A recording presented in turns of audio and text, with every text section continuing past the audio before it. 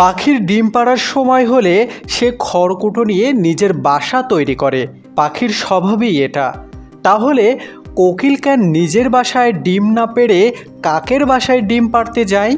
অন্য পাখিদের মতো কোকিলের বাসা বাঁধার কোনো প্রবণতা দেখা যায় না। ডিমে তা দেওয়া, ডিম ফুটে বাচ্চা জন্ম নিলে বাচ্চার জন্য খাবার জোগাড় করে আনা বেশিরভাগ পাখিদের সহজাত বৈশিষ্ট্য। কিন্তু কোকিলের এসব কোনো আগ্রহ নেই। কোকিল কি ইচ্ছে করেই এমনটা করে? না, কারণ সব জীবেরই সহজাত কিছু প্রবণতা থাকে যা জিন দ্বারা নিয়ন্ত্রিত। অবশ্য হরমোনের প্রভাবেও সহজাত কাজগুলো করে প্রাণীরা। পাখিদের বাসা তৈরি, ডিমে তা দেওয়া, ছানা পরিচর্যার পেছনেও রয়েছে হরমোনের কারসাজি। পাখিদের দিয়ে এসব কাজ করিয়ে নেয় প্রোল্যাক্টিন নামের একটি হরমোন। পাখিদের মস্তিষ্কের পিটুইটারি গ্রন্থি থেকে প্রোল্যাক্টিন ক্ষরণ হয়।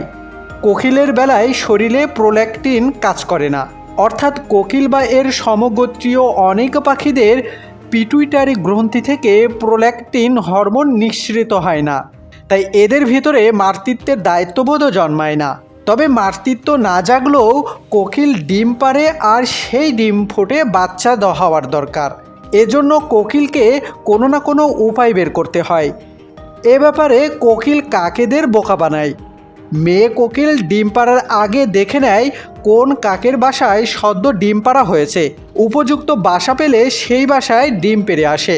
তবে অত সহজে কাজটা করতে পারে না কোকিল।